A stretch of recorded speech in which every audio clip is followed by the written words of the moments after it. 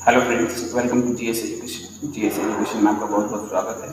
Friends, इस video में हम लोग क्लास 11 की बायोलॉजी का कोशिका से संबंधित ऑब्जेक्टिव क्वेश्चन देखेंगे। ये सभी ऑब्जेक्टिव क्वेश्चन को मैंने वन लाइनर बना रखा है।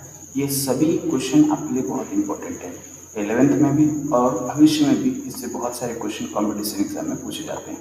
ठीक है, तो चलिए शुरू करते हैं हमारा पहला क्वेश्चन। एक सामान्य कोशिका के केंद्रक में गुणसूत्र महीन, लंबे तथा अत्यधिक कुंडलित धागे के रूप में पाए जाते हैं या दिखाई देते हैं।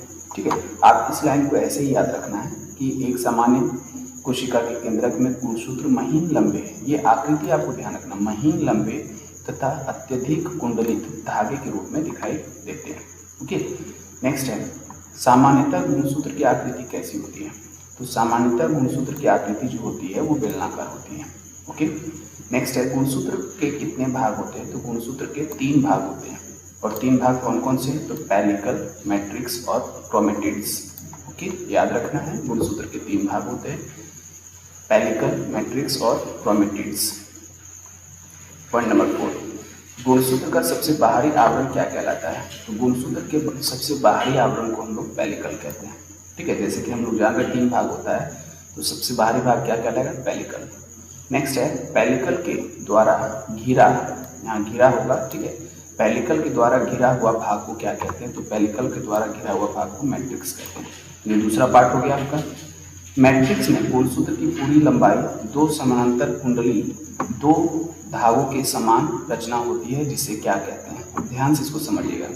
मैट्रिक्स में गुणसूत्र की पूरी लंबाई 2 समानांतर कुंडली 2 धागे के समान होती है। यहाँ 2 होगा, ठीक है, 2 समानांतर कुंडली 2 धागों के समान रचना होती है, जिसे क्या कहते हैं? तो उसे कहते हैं क्रोमेटिड्स। ओके, तो ये तीसरा पार्ट हो गया। यहाँ पर आपको ध्यान रखना है, क्रोमेटिड्स जो होता है वो समानांतर कुंडली जैसा होता है, और इसमें कितने धागे होंगे? 2 धागे जैसे होंगे। ठीक है, नेक्स्ट है, क्रोमेटिड्स किसकी बनी होती है? तो डीएनए एवं हिस्टोन की। याद रखना है, डीएनए एवं हिस्टोन की। हिस्टोन क्या है? हिस्टोन एक प्रोटीन का टाइप है। ओके, क्रोमेटिड्स किसकी बनी होती है? डीएनए एवं हिस्टोन की। पॉइंट नंबर 8, गुणसूत्र के शीर्ष भाग को क्या कहते हैं? तो गुणसूत्र के शीर्ष भाग को टेलोमियर कहते हैं।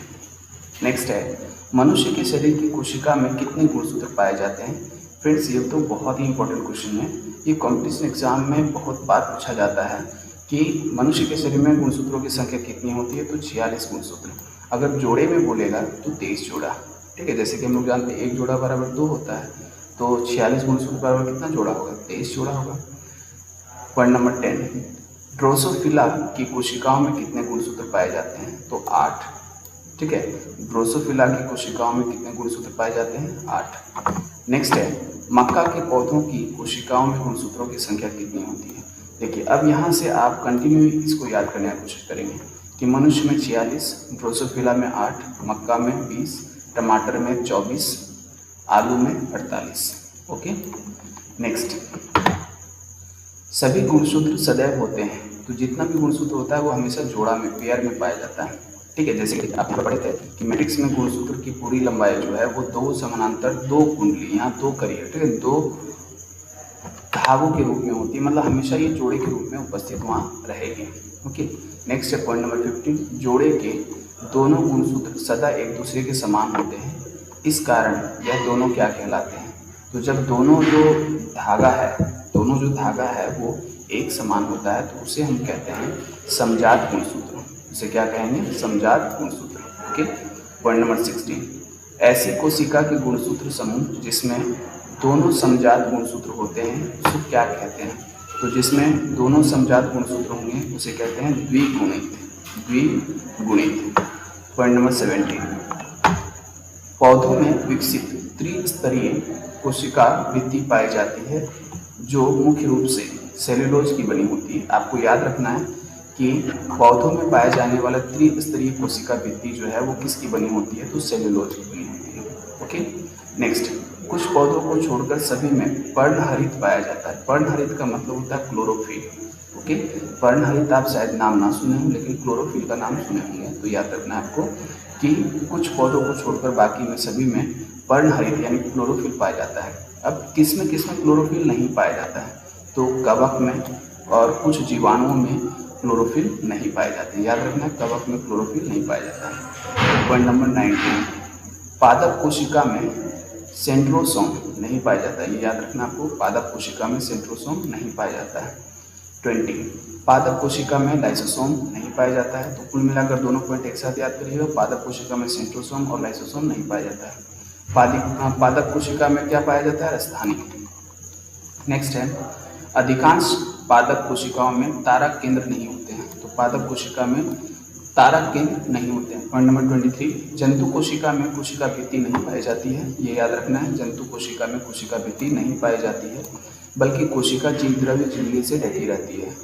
तो कोशिका भित्ति तो नहीं पाया जाता है, लेकिन कोशिका जीव द्रव्य जो है वो किससे ढकी रहती है? झिल्ली से ढकी रहती है। पॉइंट नंबर 24, जंतुओं में पर्णहरित क्लोरोफिल नहीं पाया जाता है। यानी कि देखिए, पर्णहरित का मतलब ही होता है क्लोरोफिल, तो जंतुओं में क्लोरोफिल नहीं पाया जाता है। पॉइंट नंबर 25, जंतु कोशिका में केंद्रक के निकट तारककाय सेंट्रोसोम रचना होती है, जो कोशिका विभाजन में सहायक होती है। तो जंतु कोशिका में केंद्रक के निकट क्या होता है? तो केंद्रक के निकट होता है सेंट्रोसोम।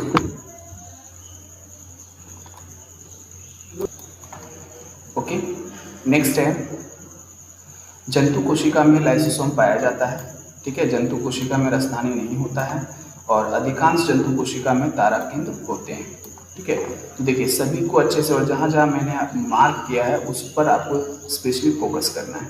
ठीक है, तो सभी क्वेश्चन को आप अच्छे से नोट करके याद कर लीजिए। मिलते हैं नेक्स्ट वीडियो में। Thank you.